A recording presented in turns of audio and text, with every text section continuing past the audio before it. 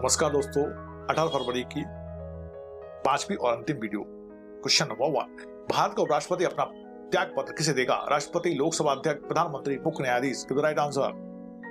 UPPCS 1993। Bharat का उपराष्ट्रपति अपना त्याग पत्र, राइट आंसर इज ए, राष्ट्रपति को देगा। भारत संविधान के अनुच्छेद 67A के अनुसार भारत का उपराष्ट्रपति अपना त्यागपत्र राष्ट्रपति को सौंपता है, जबकि राष्ट्रपति अपना त्यागपत्र उपराष्ट्रपति को सौंपता है। लोकसभा अध्यक्ष अपना त्यागपत्र लोकसभा के उपाध्यक्ष को सौंपता है। प्रधानमंत्री अपना त्यागपत्र उपराष्ट्रपति को सौंपता है। प्रधानमंत्री अपना त्यागपत्र राष्ट्रपति को सौंपता है। मुख्य न्यायाधीश भी अपना त्यागपत्र राष्ट्रपति को सौंपता है। क्वेश्चन नंबर 2, निम्नलिखित में से कौन सा राज्यपाल के कार्यकाल के संबंध में लागू नहीं होता है? राज्यपाल राष्ट्रपति के प्रसाद पर्यंत अपना पद धारण करेगा। राज्यपाल के पद के लिए न्यूनतम आयु 32 वर्ष होगी। स्वयं हस्तलिखित हस्ताक्षर से त्यागपत्र राष्ट्रपति को देकर राज्यपाल त्यागपत्र दे सकता है। राज्यपाल का कार्यकाल 5 वर्ष का होगा। तो राइट आंसर। यूपी सिविल जज 2013 में क्वेश्चन पूछा गया था।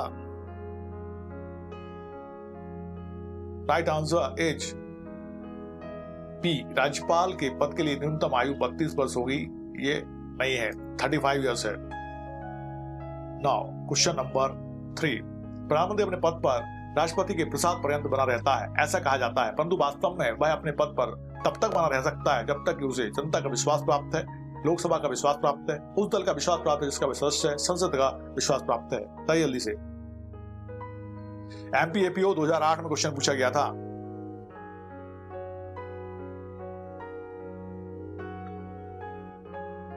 Right answer is B, Lok Sabha का विश्वास प्राप्त है। संविधान के अनुच्छेद 75 क्लॉज 2 के अनुसार प्रधानमंत्री अपने पद पर राष्ट्रपति के प्रसाद पर्यंत बना रहता है, परंतु वास्तविक स्थिति यह है कि वह अपने पद पर तब तक बना रह सकता है जब तक कि उसे लोकसभा का विश्वास प्राप्त है। नाउ क्वेश्चन नंबर 4, भारत के प्रधानमंत्री के वेतन एवं भत्ते निश्चित किए जाते हैं संविधान द्वारा, संसद द्वारा, कैबिनेट द्वारा, राष्ट्रपति द्वारा? एमपीएपीओ 2008।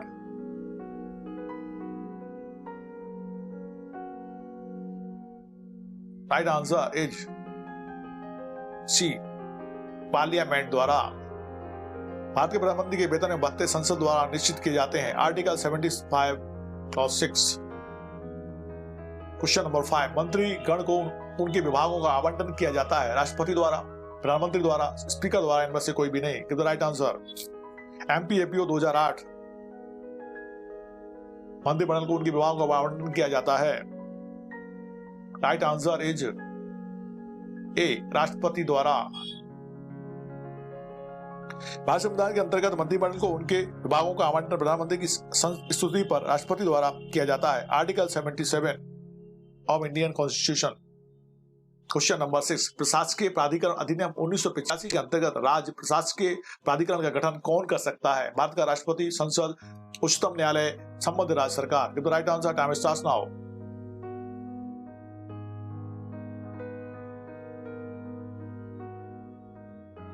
यूपी सिविल जज 2012 में क्वेश्चन पूछा गया था। ए, भारत का राष्ट्रपति। प्रशासकीय प्राधिकरण अधिनियम 1985 के तहत राज्य प्रशासकीय प्राधिकरण का गठन केंद्र सरकार द्वारा अधिसूचना जारी करके किया जा सकता है। राज्य प्रशासनिक प्राधिकरण के अध्यक्ष एवं सदस्यों की नियुक्ति राष्ट्रपति द्वारा भारत के मुख्य न्यायाधीश एवं संबंधित राज्य के राज्यपाल की सलाह पर की जाती है। क्वेश्चन नंबर 7, वित्त आयोग में अध्यक्ष सहित सदस्यों की संख्या होती है 3, 5, 4, 7। Give the right answer. MPAPO 2008। Right answer is C, 5। Article 280 clause 1 यह वर्णन करता है कि राष्ट्रपति संविधान के प्रारंभ से 2 वर्ष के भीतर और तत्पश्चात प्रत्येक 5 वर्ष की समाप्ति पर या उससे पहले किसी समय जिसे वह आवश्यक समझे एक वित्त आयोग गठित करेगा। वित्त आयोग में एक अध्यक्ष और 4 सदस्य होंगे। संसद विधि द्वारा आयोग के सदस्यों के लिए अपेक्षित अर्हताओं को भेद करेगी और उस रीति की अवधारणा करेगी जिससे उनका चयन किया जाएगा।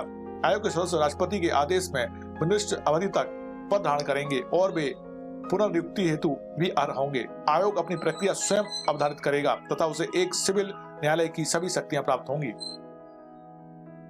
क्वेश्चन नंबर 8, वित्त आयोग को राष्ट्रपति द्वारा गठन किया जाएगा प्रत्येक 2 वर्ष में, 5 वर्षों में, 3 वर्षों में, 4 वर्षों में। Give the right answer. Bihar PCS junior prelim 2009, वित्त आयोग का राष्ट्रपति द्वारा गठन किया जाएगा। राइट आंसर इज सी, 5 वर्षों में।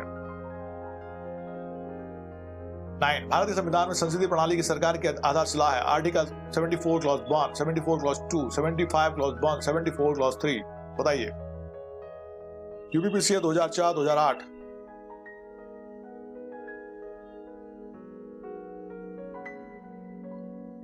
Right answer is a, article 74 clause 1 में। भारत संविधान के अनुच्छेद 74 क्लॉज 1 में राष्ट्रपति को उनके कार्यों में सहायता और सलाह देने के लिए एक मंत्रिपरिषद का प्रावधान किया गया है। संविधान का यही प्रावधान भारत में संसदीय शासन प्रणाली की आधारशिला है। हमारे संविधान में निर्वाचित राष्ट्रपति कार्यपालिका प्रधान के साथ साथ इंग्लैंड की संसदीय प्रणाली को अपनाया गया है। भारत में राष्ट्रपति कार्यपालिका का संवैधानिक औपचारिक प्रमुख होता है। कार्यपालिका की वास्तविक शक्तियां लोकसभा के प्रति उत्तरदायी मंत्रिपरिषद में निहित होती हैं। आर्टिकल 74 क्लॉज 1 में राष्ट्रपति से अपेक्षा की गई है कि वह अपनी शक्तियों का प्रयोग मंत्रिपरिषद की सलाह से ही करेगा। नाउ क्वेश्चन नंबर 10, निम्नलिखित कथनों में से कौन सा सबसे उपयुक्त है? भारत के राष्ट्रपति मंत्रिपरिषद के परामर्श द्वारा बाध्य हैं।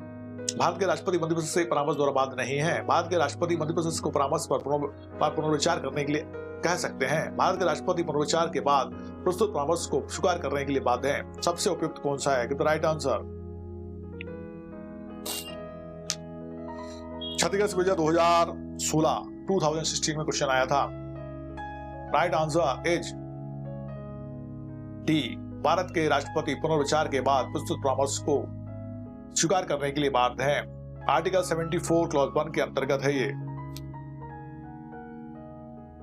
नाउ क्वेश्चन नंबर 11, केंद्रीय मंत्रिपरिषद नियुक्त की जाती है प्रधानमंत्री द्वारा, संसद द्वारा, राष्ट्रपति द्वारा, उपराष्ट्रपति द्वारा। Give the right answer. MPAPO 2008।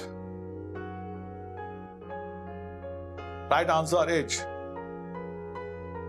P, राष्ट्रपति द्वारा।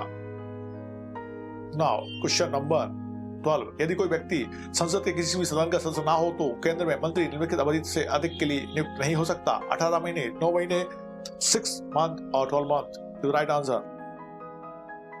यूपीपीसीएस 1994।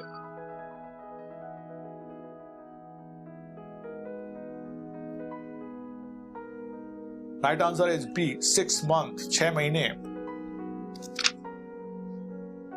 यदि कोई व्यक्ति संसद के किसी भी सदन का सदस्य ना हो तो केंद्र में मंत्री 6 महीने से अधिक अवधि के लिए नहीं नियुक्त रह सकता है। Article 75 clause 5। इससे स्पष्ट है कि कोई बाहरी व्यक्ति भी मंत्री बन सकता है, किंतु उसे 6 महीने के भीतर संसद के किसी सदन का सदस्य बन जाना चाहिए। यदि वह ऐसा नहीं कर पाता है तो उसे अपने मंत्री पद से त्यागपत्र देना होगा। क्वेश्चन नंबर 13, भारत के संविधान के निम्नलिखित प्रावधानों में से मंत्रिपरिषद के सामूहिक उत्तरदायित्व का सिद्धांत प्रतिस्थापित है।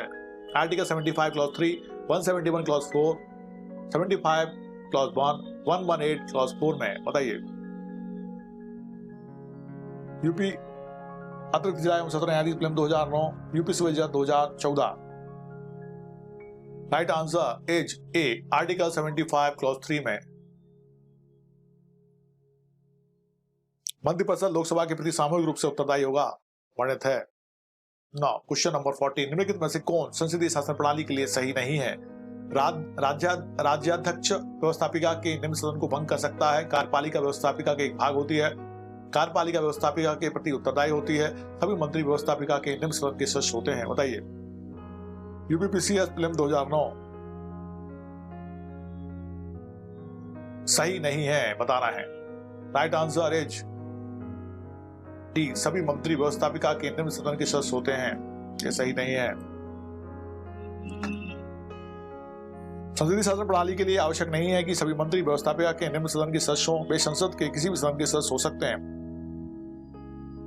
नाउ क्वेश्चन नंबर 15, केंद्रीय मंत्रिपरिषद नियुक्त की जाती है प्रधानमंत्री द्वारा, संसद द्वारा, राष्ट्रपति द्वारा, उपराष्ट्रपति द्वारा। MPAPO 2008। Right answer is B, राष्ट्रपति द्वारा।